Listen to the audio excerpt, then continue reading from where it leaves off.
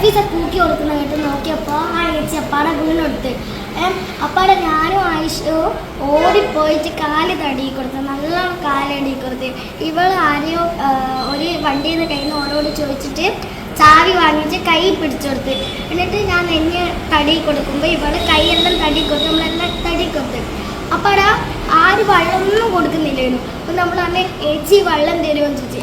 അപ്പോൾ ഏച്ചി വെള്ളം തന്ന്. അപ്പോൾ നമ്മൾ കുറച്ച് കൊടുത്ത്. കുറച്ച് കഴിഞ്ഞപ്പോൾ അവർക്ക് ബോധം വന്ന്. അപ്പോൾ നമ്മൾ ചോദിച്ചു ഏച്ചി ഇനി വേണോ? അപ്പോൾ ഒരു വന്ന് വേണ്ടാന്ന് പറഞ്ഞു. അങ്ങനെ കുറേ കഴിഞ്ഞ് അപ്പോൾ ഏച്ചിക്ക് മെല്ലെ ബോധം വന്നപ്പോൾ നമ്മൾ അവരെ എണീപ്പിച്ചിട്ട് ഓട്ടോറിക്ഷയിൽ എത്തി. എന്നിട്ട് ഓര് പറഞ്ഞ് പള്ളൂർ ഹോസ്പിറ്റലിലേക്ക് പോകുന്നതാണ്. അവരെ ചെരുപ്പെല്ലാം എടുത്തു കൊടുത്ത്.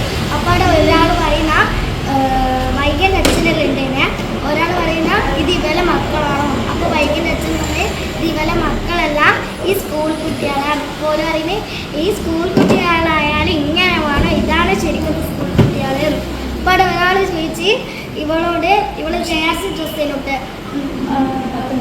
ഡോക്ടറാണോ ചോദിച്ച്. അപ്പോൾ ഓൾ തന്നെ അല്ല ഡോക്ടറല്ല. അങ്ങനെ ഓരോ വണ്ടിയിൽ കയറ്റിയിട്ട് നമ്മളിങ്ങനെ